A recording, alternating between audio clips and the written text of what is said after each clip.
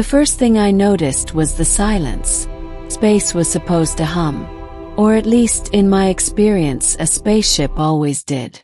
Even when the drives were idle and the reactor was on standby, the walls of a vessel usually whispered with a faint circulation of air, the creak of metal under thermal strain, or the occasional ping of a stabilizer.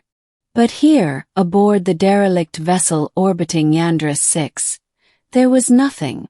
No hum, no whisper. Just silence. I floated carefully through the corridor, the beam of my helmet light slicing through the stale air. My salvage team had picked up the distress beacon 3 days ago. Weak, ancient, encoded in a dialect of galactic common that hadn't been used in 100 years. The ship itself was a relic, its hull covered in scars and carbon scoring. I'd come alone to investigate. That was my specialty. Where others hesitated, I pushed forward. Alone meant more salvage shares. But as I pressed deeper into the ship, the silence felt less like an absence and more like an intentional design. As if something here didn't want to be heard. The corridors widened into a chamber. My lights revealed a figure at the center. Humanoid, motionless, standing upright. For a heartbeat, I thought it was a corpse, preserved somehow. But then it moved. She was tall, her skin a pale gray that seemed almost translucent under the light. Lines of faint bioluminescence traced across her arms and neck, pulsing softly like veins of light. Her hair, or what looked like hair, shimmered in strands of silver. Her eyes fixed on me with piercing, unnatural calm. "You will stop where you are," she said. Her voice was not amplified, not carried by any external speaker. It resonated inside my skull, bypassing ears entirely. I froze, every instinct telling me I'd stumbled into something far more complicated than a derelict salvage job. "Identify yourself," she ordered. My throat was dry. "Salvager. Civilian. Just investigating. You are unauthorized." Her tone was absolute. Commanding. "This vessel is not yours to plunder. You will leave."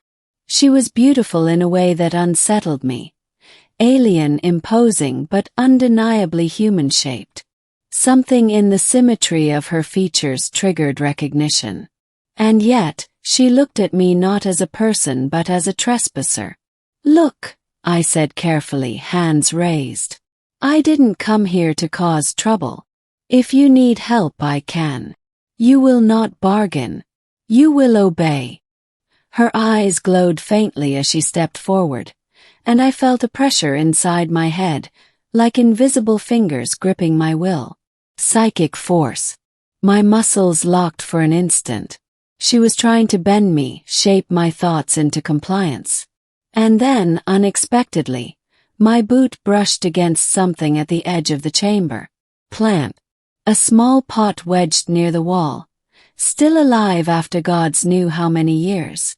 Inside grew a cluster of fragile white flowers, their petals glowing faintly in my light. The moment the alien woman saw them, she froze.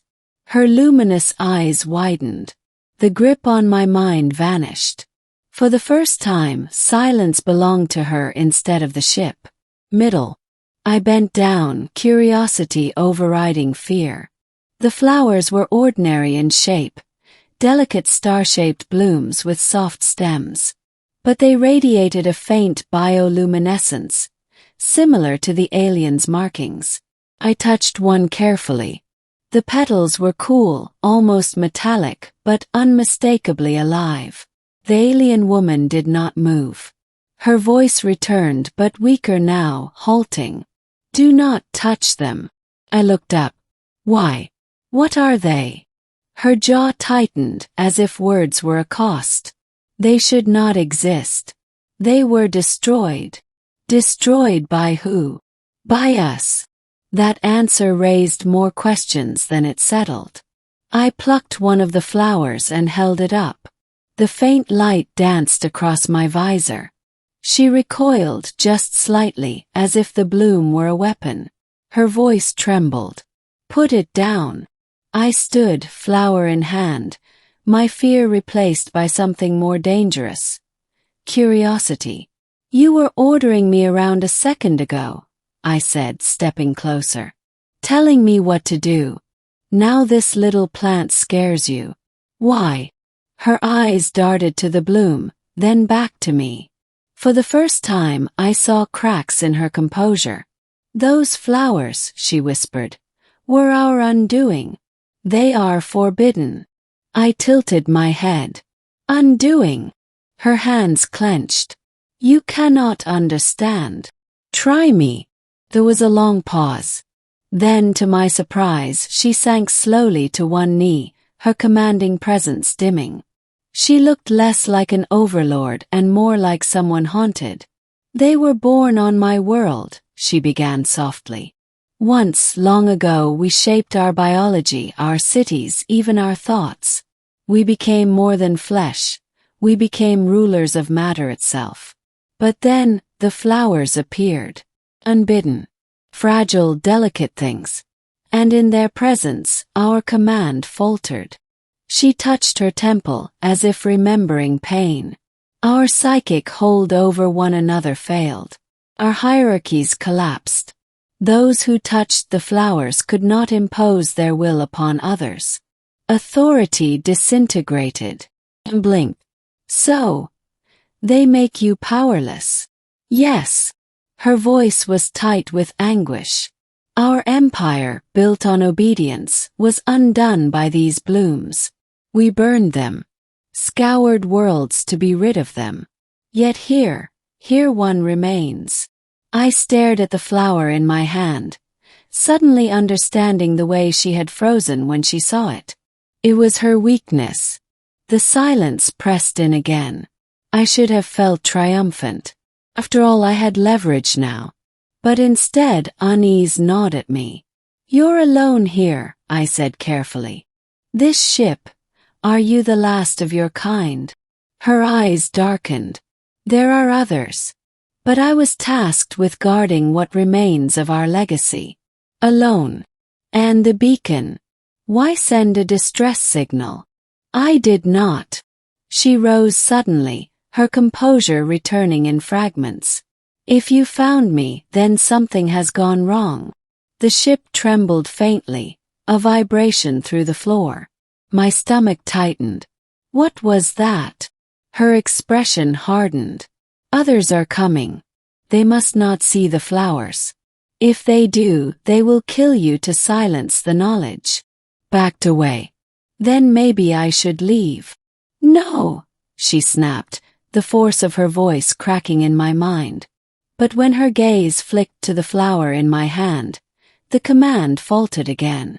The irony struck me. The all-powerful alien woman who could bend minds reduced to silence by a simple bloom. The tremor deepened. Alarms flared faintly in the distance. Whoever was arriving, they weren't friendly. Help me, she said suddenly. And blinked. Excuse me. Hide the flowers. Protect them. I cannot. Her voice broke. You do not understand their importance. If they live, there is hope. For you. I frowned. You were just trying to order me around like a slave. Why should I help you? Her shoulders sagged. Because I am not the monster you think.